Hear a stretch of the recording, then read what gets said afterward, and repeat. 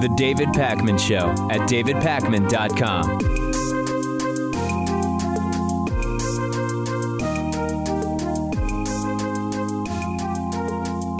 I, of course, told you that CNN hired former fired Donald Trump campaign manager Corey Lewandowski as a commentator, and now just 3 weeks after the hiring process, they are informing viewers that Corey Lewandowski, in addition to being paid by CNN, is still being paid by Donald Trump. He was recently introduced on air as, quote, still receiving severance from the Trump campaign. And initially, some people objected to his hiring at CNN. There were some rumors of some people revolting at CNN because of threats that Lewandowski placed against people who he now works with. But CNN argued that he provided unique insight into the Trump campaign. It certainly is unique in that the campaign is still paying him and he has a non-disparagement agreement. He's been being paid by Trump while being paid by CNN to talk about Trump. And there's also a supposed $1.2 million book deal from HarperCollins that Lewandowski lost out on because he refused to provide a copy of that non-disclosure agreement. It's definitely appropriate that CNN is disclosing that Corey Lewandowski is being paid still by Donald Trump, but it makes certain things a little bit messy, and it would be totally legitimate to question much of what he says. This is similar to, I announced, Lewis, that when I talk about Tesla, because I'm a shareholder, I will disclose it every time. Corey Lewandowski should be disclosing when asked about Trump that he is still being paid by Donald Trump. He should say, well, great question, Jake Tapper. My opinion is, and to be clear, I'm contractually forbidden from saying anything negative about Donald Trump in response to your question, and I'm still being paid by Donald Trump. My opinion is that he's doing a tremendous job. That is essentially what the situation is there, and he should absolutely be disclosing that every single time. An important disclosure. Most people are going to have no idea when they're watching CNN that CNN even made that disclosure. Right. And it is important. As the payment in addition to the non-disparagement agreement really doesn't add much more to the story for me. I mean, the agreement is bad enough. He shouldn't be on CNN talking about Trump just because of that. Unless he is speaking officially as a campaign official, right. You know, and that's sort of, but he's not at this point, right? I sort of thought, could CNN maybe be doing this for ratings? But if so, I don't think it's working. I mean, their ratings are fine, but no one really seems titillated or compelled by the Lewandowski appearances. In fact, I haven't even heard about a single one specifically. I don't know of anything he's actually said. I've only heard about the sort of hubbub around his hiring. And maybe that's the issue itself. Maybe the stories about him working for CNN are more the publicity than what he actually says, because as you probably have noticed, he said nothing interesting at all. We have a great show for you today. We will be taking your calls. We have a great interview. We'll be answering questions. Glad you were with us on this Friday. The David Pakman Show at davidpakman.com.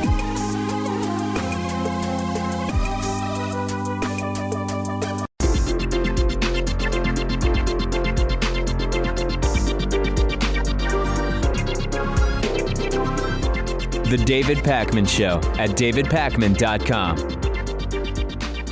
Today's new member of the day is Nathan Watkins. Nathan, thank you so much for supporting alternatives to corporate media. You can check out all of the great member benefits, including the bonus show, and sample them as well at davidpakman.com/membership. That is also, and I'm getting told we have calls waiting, that is also the place to sign up, davidpakman.com/membership. All right, let's take some calls. 617-830-4750. Who are we talking to? Hey, David, this is Jackson from Colorado. Jackson, you're coming in so clearly today. We have everything seemingly working just perfectly, and I'm so thrilled. What's on your mind? Oh, that's great. So I was wondering what your position is on whether or not the U.S. should have a military base in Okinawa. Okay, so I have. Is there a particular reason you're saying Okinawa, or is it a more general question about military bases all over the world? Well, the particular reason for Okinawa is that, like, recently there's been people from Okinawa have been protesting their protesting U.S. military bases. Yep. Okay, so my general view has been pretty clear on this, which is, for example, in Germany, we have something like 40 or 50 bases, and I think that might only be one branch of the military. We would probably be just as safe if we only had 25 bases in Germany, for example. You could probably make that case at this point. Right. So the amount that we're spending on defense around the world makes absolutely no sense. It is so huge compared to the drops in the bucket of social programs and so many other things that are cut, like Big Bird famously. Mitt Romney wanted to cut Big Bird, but wanted to presumably keep all those bases open in Germany. So as a general rule, we need to way scale down the military reach around the world. Now, if Okinawa doesn't want a U.S. military base there, I believe that it shouldn't be there. Now, then it becomes a question of, well, the Okinawan people versus the Okinawan government, and how do they determine what they do? That's sort of more an internal thing in Okinawa, right? I mean, do they have a policy where people can just vote on anything and then the government follows? Or is there a specific process in place? Yeah. So this was, I'm on the high school debate team, and this was a topic a while ago, and so one of the arguments that the people that were saying that we should keep our base in Okinawa would say is that, like, it's kind of a strategy thing for the U.S. It's like we need it there, like, to combat like a North Korean nuclear strike or something like that. Whether or not you think that's plausible is a whole other conversation. But the best response, I think, for that is I kind of call it the Noam Chomsky argument, and that's sort of like where you flip the script. Like, kind of imagine that, like, another country came to the U.S. and started doing, because, like, a lot of the soldiers in Okinawa have been, there's instances of rape, there's been a lot of really bad things that they've done to the Okinawan people. So it's kind of like, imagine if another country came here, did that to us, and how would we view it? Oh, no. I mean, listen, if we flipped around a lot of the things that the U.S. is doing and imagine them being done to us, that I think that is a great way to sort of think about it. But from a sort of practical perspective, I think that the U.S. could be just as safe without that base in Okinawa. Thank you so much for the call. We are taking calls at 617-830-4750. Calls on all topics are welcome. Tell us your name and the town you're calling from. Hi, this is Kelly from Albuquerque. Kelly, you are the first, I don't want to be presumptuous here, but I think you are the first female caller, in that I think you are female, judging from your name and voice. You feel free to confirm that or yes, or I not. am female. Okay, so this is great. Yes. And we also have Rachel here also, and she is going to be listening to your question, and it's all happening gender-wise today. I love it. Awesome. Okay, so I'm calling because I wanted to comment on Black Lives Matter, in the wake of the Dallas shooting and all that, and I had a couple of questions for you. Please. So I'm sure you've seen some of the videos of Black Lives Matter protesters calling for the death of cops. What do we want? Dead cops, pigs in a blanket. Yeah. Stuff like that. Fry like bacon. Okay, so after seeing that, and then after the Dallas shootings, would you say that Black Lives Matter can now be classified as a hate group? This has been going around for a while, and some other channels have addressed this, and we might all have different views. This is kind of why we refuse to say that we're part of the BLM movement, because it's this kind of ambiguous, amorphous, uncoordinated thing where you have some people who are of perfectly sound mind and reasonable and peaceful, and on the other hand, you have what you're talking about. Here's my thing, Kelly, and I'll give Rachel a chance to address this as well.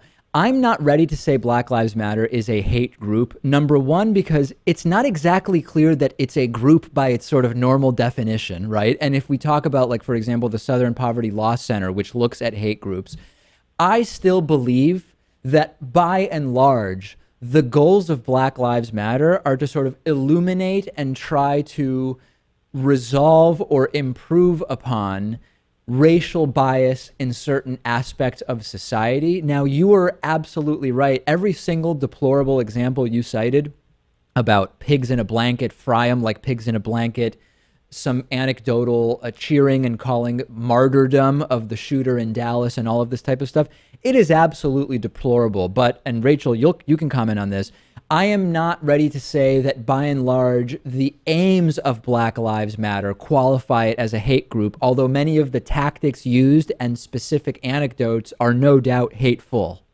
Right, I would agree with that. I also think that in certain movements in the past, there has been kind of more tangible goals that they have been working towards. And I know there's been a lot of people who have discussed the possibility of saying, okay, they have this movement, it's somewhat organized. Why don't they start certain partnerships with public officials and start actually trying to work with cops and trying to come up with some sort of way or system that so that these types of crimes stop happening. And I think that would definitely be something I think is a lot more feasible and beneficial than to just have, okay, we have this group with these different opposing opinions where someone can say, well, is this a hate group?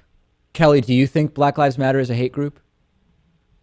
I absolutely do personally. And it's mostly because it's the focus on Black Lives Matter. And I understand this kind of sounds like a right-wing talking point, all lives matter. But when you look at the statistics, more whites are killed by police officers than blacks. And granted, they are a smaller population in the United States. Yeah.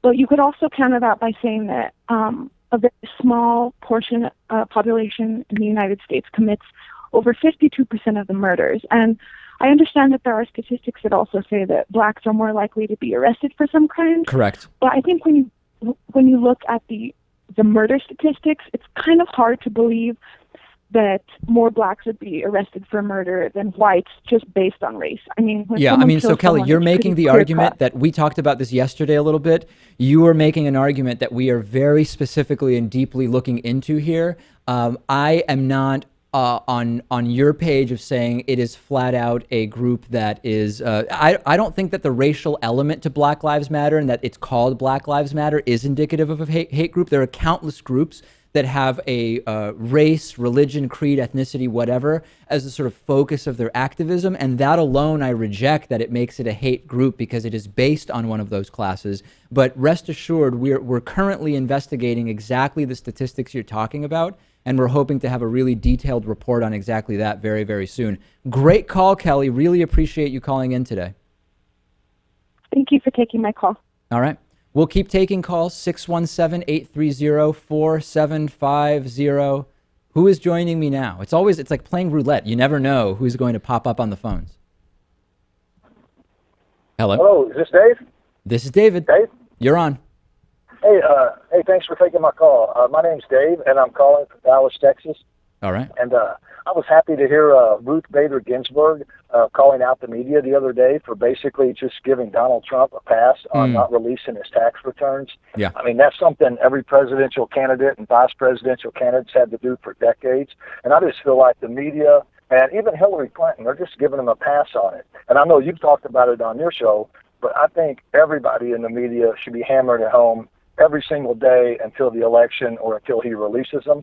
And I think it was yesterday you were talking about his vice presidential contenders who were dropping out, withdrawing their name from consideration. Yeah. And I remember one of them you said had gotten so far in the vetting process that he had given the Trump campaign his tax returns. But then you didn't go on to point out the fact that, the hypocrisy of that. Yeah, you're right. No, it it completely slipped past me. He gave his tax returns to be vetted, and Donald Trump is not even providing his own tax returns. Who is he to demand the tax returns of everybody else? We should have mentioned that, Lewis. And it completely, in the craziness of Joni Ernst saying Trump's too nuts for her to participate, I forgot about the hypocrisy that Dave from Dallas is pointing out here. Yeah. Thank you for bringing that to our attention.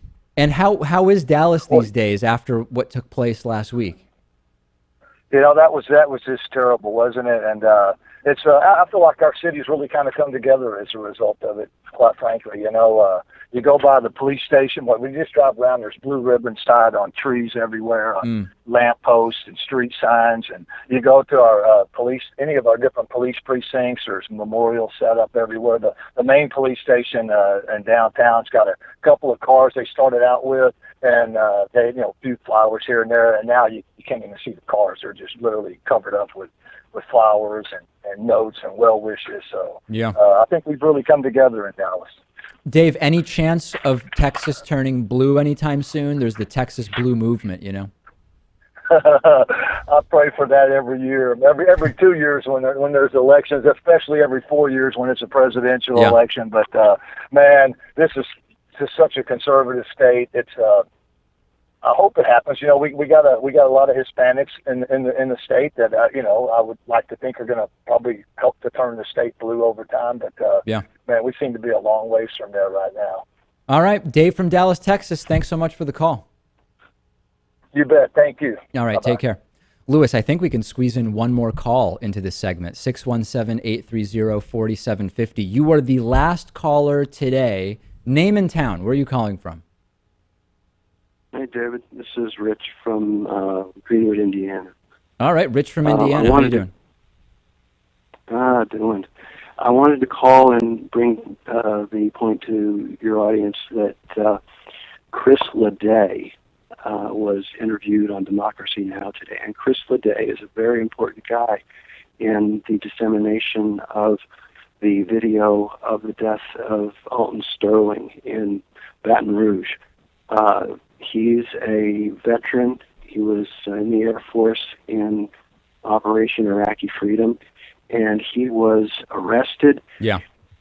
As he checked into his base, he's in Atlanta, Georgia. The point of bringing attention to his incarceration is that this is an example of Homeland Security Fusion Center interstate sharing of information. All he did was help disseminate on his Facebook page this document of the shooting of this man. Right. And there was a warrant out for him.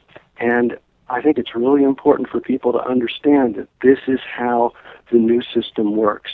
This is exemplified by the 43 dead protesting students in Mexico, for example, because they had Fusion Center rained on them with local, state, and federal police falling on them, and then the mayor apparently choosing to disappear them with the local drug gang that he was. Right, and in fact, we covered that story, and we also covered his arrest, Chris Leday's arrest. And you're absolutely right. And it's not only an example of the things you're talking about; it's also just clear sort of law enforcement retribution at a just much more basic level, Lewis. And you talked about that story. Yeah, we actually, the reason you maybe didn't hear it is because we covered it on the bonus show. And he was, they made up some fake charges of assault and battery to ensure his detention. Turns out it was just parking violations, but they had to go after him for whatever they could get him for. Yeah. Totally a case of retribution. Yep, absolutely. Great call. Thanks for pointing our attention to it. False charges. False charges. Yep, That's flat out false charges. They there. had something, right? I mean, they did have those unpaid violations, but certainly the timing of it, complete retribution. Thank you so much for the call. We are taking your calls, 617-830-4750. Always good to go to the phones and hear from people. Who's joining me now? This is Matthew. Matthew, where are you calling from? I'm calling from Memphis, Tennessee. All right, great to hear from you. What's on your mind? The labor stats you just posted in your show. I just wanted to fact check a few things. First and foremost, the labor survey that they used to get that unemployment stat only started in the way that it is today in 1994, when they changed to a month-to-month survey of a sample size of 60,000 eligible households. So we're talking a survey sample size of 60,000. Not only that, when you actually look at their raw data and you look at their tables, they show that this month, or in June rather, the job count was adjusted for population growth, population moving in and out of the country, and what was the other one? Seasonal work actually went down 120,000 jobs. So your argument is that actually we're losing jobs net. Well, that's what the Department of Labor says. Right. So here's the thing. As far as the sample size, we just had a statistician on to talk about this. When you get beyond a sample size of about 1,500, some people will say it's more like 1,200, some will say 1,800. As long as it's a properly representative sample, you are not going to drastically increase the accuracy or the confidence index by going up above and beyond. So 60,000 is actually quite substantial, assuming we believe that the distribution is right. So on that part, we agree, right? Right. Well, Okay. you are looking at the number of Bloomberg views from the Department of Labor that is not adjusted. It's Okay. not smooth for population control. And The then as population far control as smooth number the shows it down. 1993 issue, certainly if we're looking at the unemployment rate on a chart from 1993 until now, you would agree that that chart would at least be apples to apples, because like you said, since 93 it has been calculated the same way on that particular study that you're citing. Right, which is the one Bloomberg's using, which is the one you sourced in your video. Right. So that if certainly you look would at the be overall data valid in month to terms of month, comparing it the just unemployment trends rate upwards. today to a year ago to 2 years ago, dating back to 93. We're on the same page there. Yeah. Okay. Month to month. So what's your general point that you want to make? Just that the actual study doesn't seem very useful. If you look at the data month to month going back to 1994, Yeah. when they set the new standard, it just trends upwards at the same rate. You do rise over run, and you do rate, you could say every 3 to 6 months, or you can do 1 month to month. And you're looking at, if you put it on a line point on a graph in Excel, trends upward at basically the same rate, just because of population growth. We see the same trend and up and down for seasonal jobs, for entering and exiting the nation, and H-1B and work visas. Okay, so it's not so I just really want to get the anything you key have to point before we go. balance like Is this. you're right? I'm guessing is the point you're trying to make that actually the job market is far worse than we reported? Yes. Okay, It's fair just enough. stable. All right. It really Point hasn't taken. changed. Point taken. I appreciate the call. Thank you. We will continue to report on those numbers, and certainly people will have a variety of ways of interpreting that data. The David Pakman Show at davidpakman.com.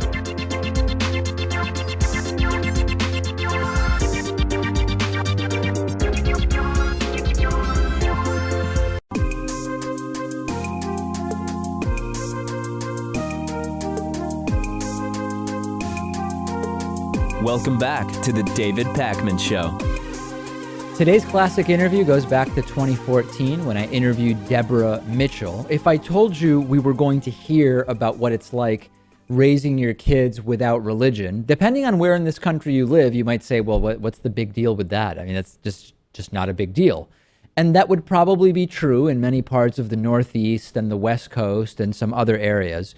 But in much of the country, including in Texas, where Deborah Mitchell is bringing up her kids, saying to your neighbors, we don't actually have a church when asked, what church do you go to, is a big deal. And it does influence your life day to day. And the story we heard from Deborah Mitchell was absolutely fascinating. And we'll go back to April of 2014 when we spoke to her.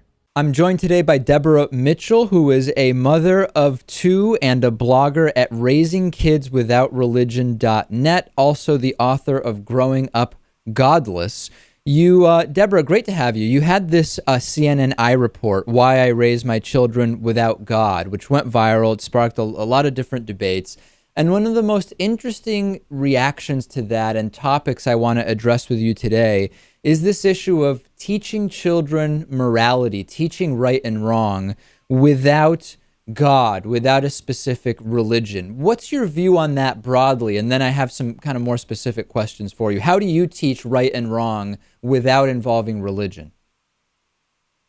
Right. Well, that's a question I get a lot. Some people don't understand how you can raise kids without religion and still raise them morally. And I tell them that religion and God aren't the source of morality. Morality comes from empathy and self-reflection and self-awareness, and just teaching our kids that things hurt. We can hurt each other with our words or physically, and having them identify their own feelings and knowing what it feels like to be hurt. That's the basis of our morality. I am always interested when, as a totally separate issue from the positive or negative consequences of religion, right? Not as a value statement, but just as an analysis, when we hear this idea that you can't have absolute morality without religion.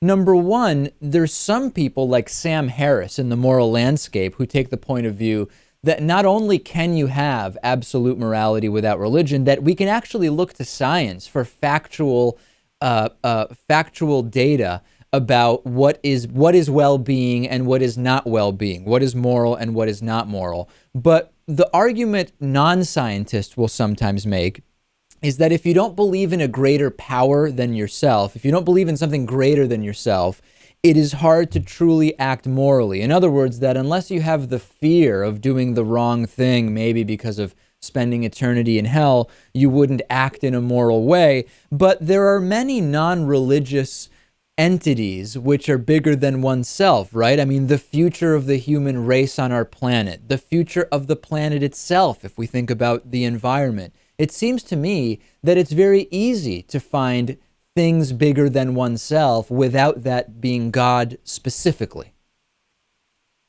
Absolutely. I mean, that's what the humanism movement is about.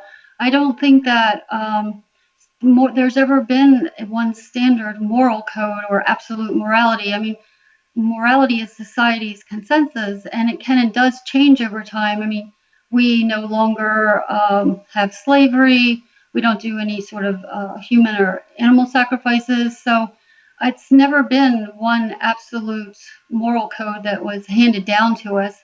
It's people coming together and deciding what is best. And, you know, we have more rights and freedoms now than we have at any other time in our history, but we're still struggling a bit with the whole moral issue. You know, where does it come from? How do we define it? But I think, as I mentioned, just teaching our kids empathy, that they have to do the right thing, not because somebody is watching them, but because it's, you know, they should do the right thing for themselves and for others. I think that's what's most important. They shouldn't be doing it because they think somebody else is watching them, or they're going to get some sort of prize or go to heaven. When we think about how sometimes parents will talk to their children about religion initially, right? On the one hand, if we imagine kind of a spectrum, on the one hand, there would be those who teach their children that there is a God, and they're very specific about which God and what that God believes. On the far other side of the spectrum would be those who teach there is no God, it doesn't make sense to believe in that, and here is what we believe. And then a lot of parents are somewhere in the middle, where whether or not they have a belief in God, they tell their children religion exists, and it's something that you can decide when you're ready whether you want to have it as part of your life or not. Where on that spectrum are you with your kids? Right, that's a good question. A lot of people do use religion, even if they don't necessarily believe it. They use it as a tool in order to help them raise their children. But I have always raised my kids to not believe in God because there is no evidence. But I do leave it open to them. I tell them, if after, you know, when you get older, you've studied, you've thought about this, you've read about the history of religion, and you've spent some time thinking this about God and religion, if you decide that your life will be better with belief, perhaps, you know, religion is a coping mechanism, and so if it helps you deal with life better, or if you just find merit in believing in God, then I'll totally support them anyway, either way they choose. But I didn't feel right bringing them up and lying to them about things that clearly, for me, are not true. I don't find any evidence of God, and you know, that there's so many problems with the history of the Bible. So, to be perfectly honest, when you say that that's a decision your children could make, let's say they made that decision, would you be upset about that? I mean, in spite of the fact that clearly you respect their right to make that decision, how would it make you feel? How would it affect your relationship with your children? I don't believe that it'll negatively affect it. I feel like I have a job to do, and that is to raise them without dogma, and I'm doing the best I can. And if when they get older, they choose otherwise, I totally will respect them, as I do everybody, my neighbors, my friends, my family, who still believe. However, having said that, just seeing how my kids have progressed and the things that they say to me, I think it's unlikely that they're going to believe. But on the other hand, if they do, that's totally fine. I will love them and respect them no matter what. I remember when I was in school, even though there was no kind of official religious activity, there's of course no way, even as early as elementary school, to ignore that religion exists. I mean, we have a federal holiday on Christmas, which is a religious holiday. So to some extent, you have religion in the classroom. What have been some interesting anecdotes in terms of your kids in school and interaction with religious discussions that you could share with us?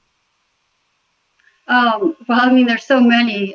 Living here in North Texas, there's a lot. My kids have been asked to attend Bible studies and go to churches, and they get preached to at school. They've participated in prayer before different sporting events at school. But perhaps the thing that sticks out most in my mind, and the one that I wrote about in the book, is that when my child was still in elementary school, the teacher asked him, went around the class actually, and asked the kids, what faith is your family? What church do you guys go to? And when they got to my son, he was the only kid who said, we're agnostics and we don't go to church.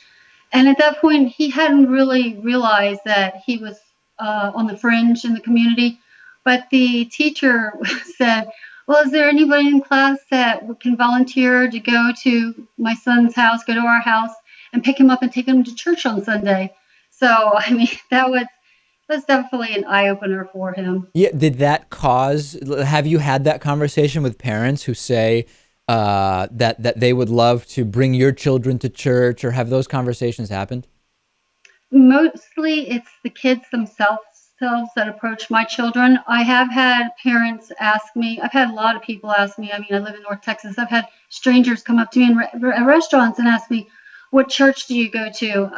People come to our door all the time. I think that's pretty consistent across the country, though. But people at, everywhere at work, at the gym, they ask me what church I go to. And it's very common for people to try to recruit you. And I think the churches even encourage their parishioners or believers to go out and, spread the word of God and try to get people to come to church with them. I mean, that is a business, and that's part of, what they're supposed to do as members of the church. We've been speaking with Deborah Mitchell. I want to remind you the book is Growing Up Godless. It is fascinating, and it really makes me think back to my upbringing, which was a very secular Jewish upbringing, but I still had this outsider feel because I was one of only 4 or 5 Jewish kids in class, and the secularity of my Judaism didn't matter. What mattered was I wasn't Christian. And that was really the interesting dynamic where I would say, I don't do anything on Christmas. I have Chinese food and go to the movies or whatever it is that I do. And that was interesting in reading the book. Deborah Mitchell, Growing Up Godless. Also check out raisingkidswithoutreligion.net. Really great to have you on today. Thank you so much for having me. I appreciate your time. The David Pakman Show at davidpakman.com.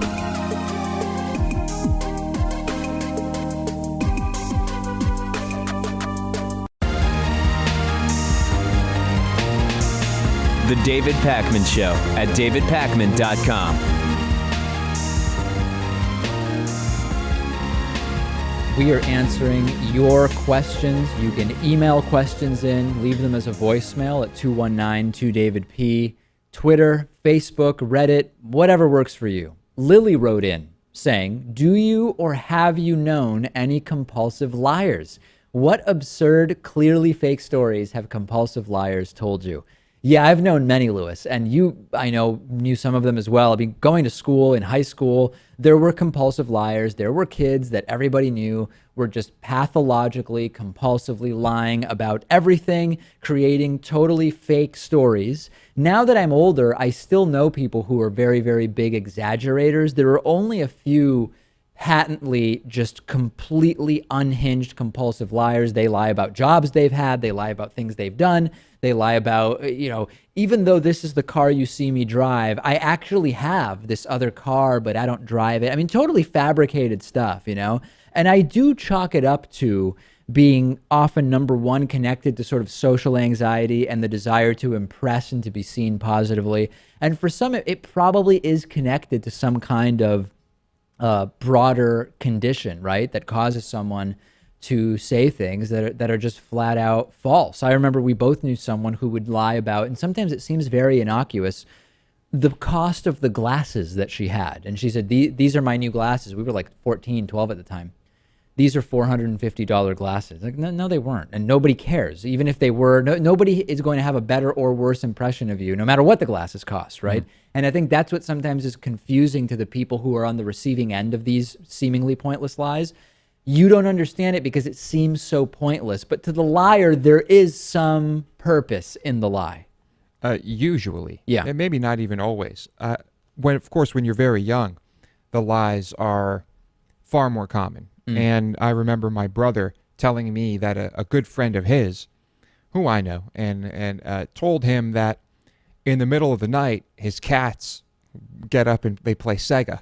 Right. Right. They'll play on the Sega. The cats will play video games. Sega Genesis, yeah. Yeah. And that just always stuck with me as something very funny.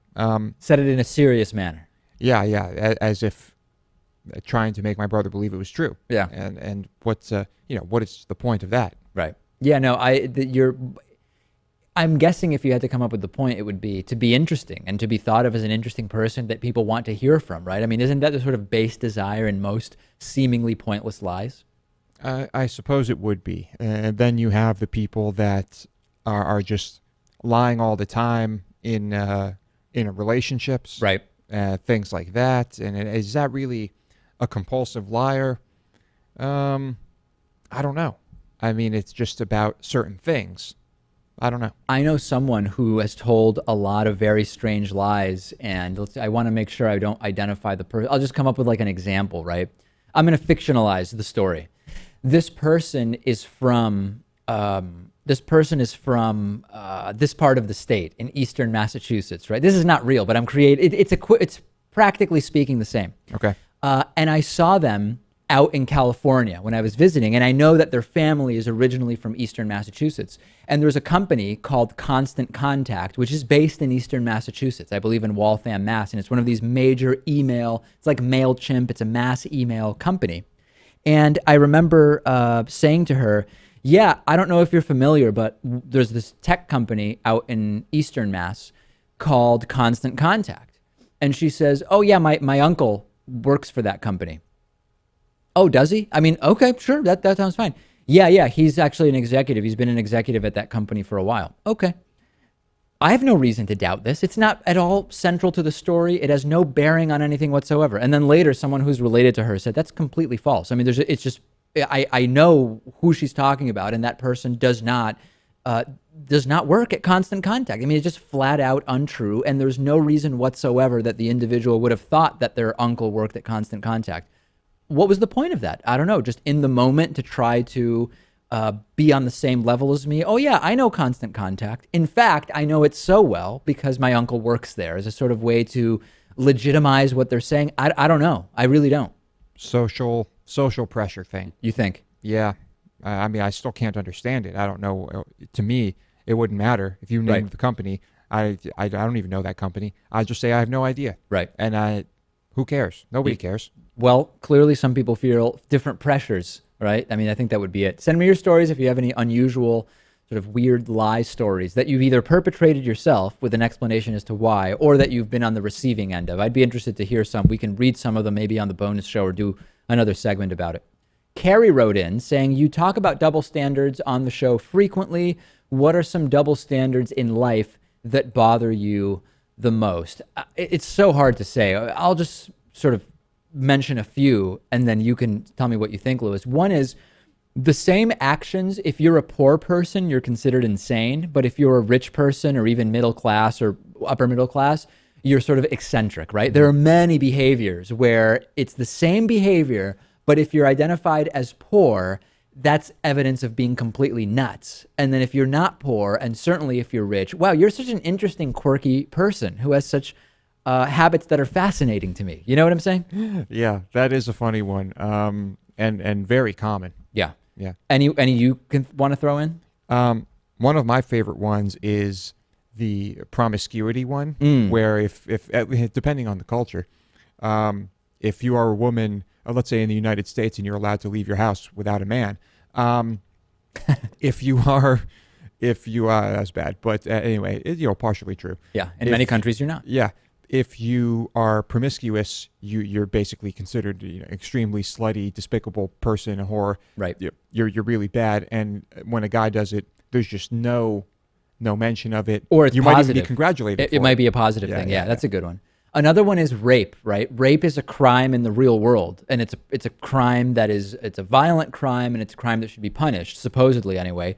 But then in prison, sometimes it's sort of part of the punishment of being in prison and a deterrent. You really shouldn't want to go to prison, not only because you'll sit there, but because you might be raped by Bubba or whatever imagery is sort of perpetrated around that. And we've talked about that with Jared Fogle, the subway guy, people saying, hey, even though he got a relatively light sentence, some people felt, he'll be raped in prison, so that'll be part of it, right? It's a crime in the real world, but if you've committed certain crimes, then it's part of the punishment, and that's sort of legitimate. Not everybody thinks that, but some people do. Mm-hmm. Another one I thought of is smoke breaks, right? Where in many work culture situations, if once an hour you left for 8 to 10 minutes to go stand outside and call your significant other, that would be seen as a real problem in your work.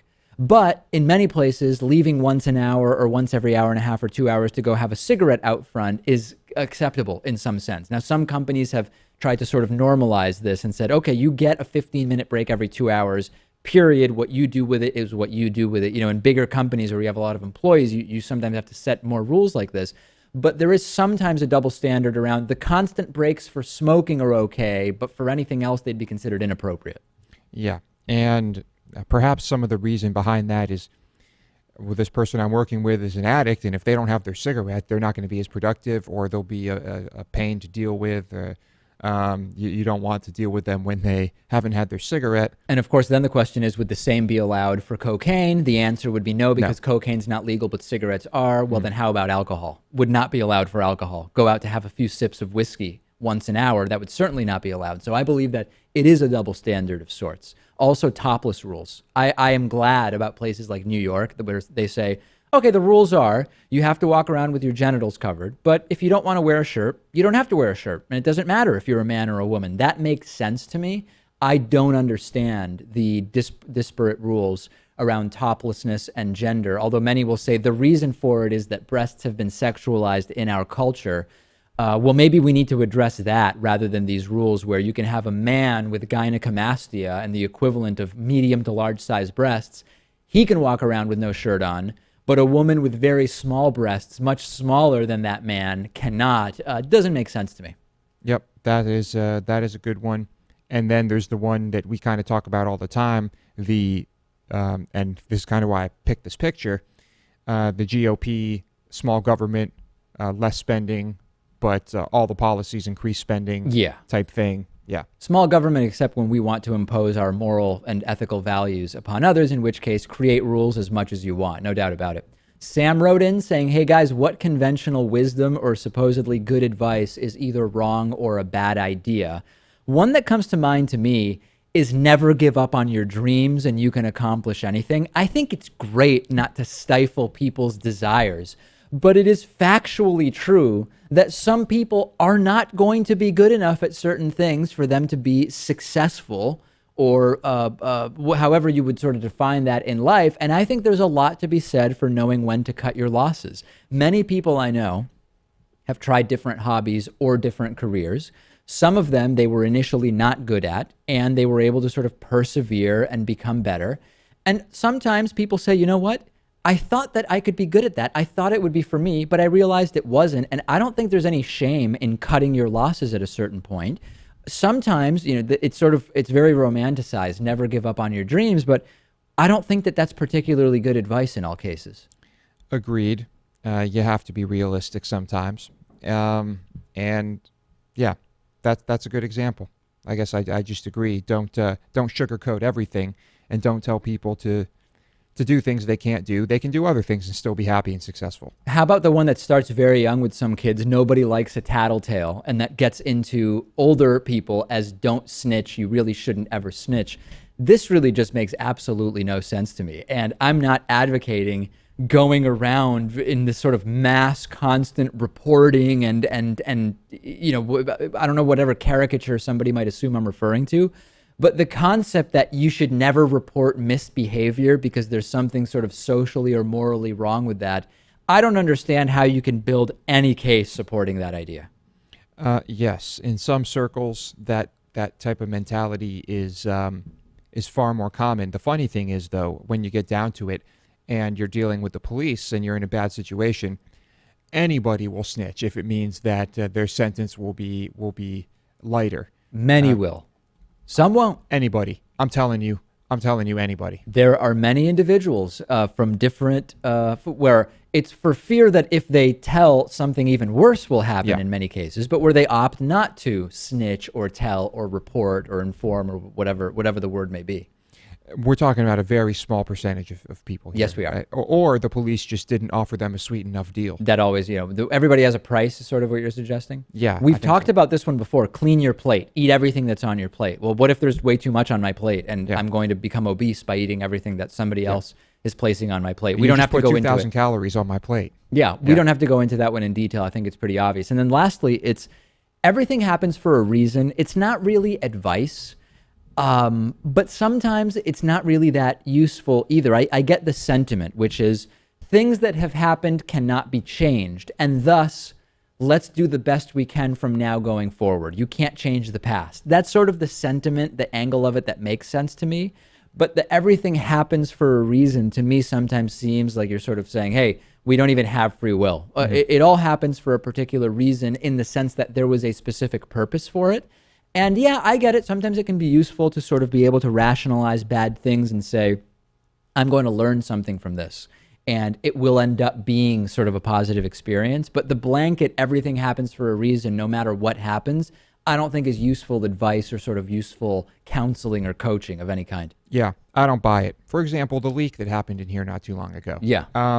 There was absolutely no purpose or reason for that. Well, there was a reason, which is an air conditioner. It happened for a reason. It happened for a reason. It had a cause. It had a cause. If what you mean by everything happens for a reason is everything has a cause, then it would be hard to deny that that is a reality. But if the idea is there is some greater good that will come from everything, or some outcome that, Yeah, I don't know I don't know what it serves other than it's sort of like the religious point of view of exactly the same. God works in mysterious ways. There's a plan for everybody. All right, I can see how in some cases it might be sort of soothing, but I don't know that it's particularly useful on balance. I think there's probably better things that can be said.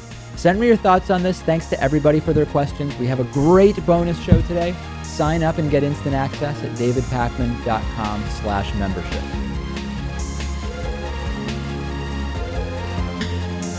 The David Pakman Show at davidpakman.com.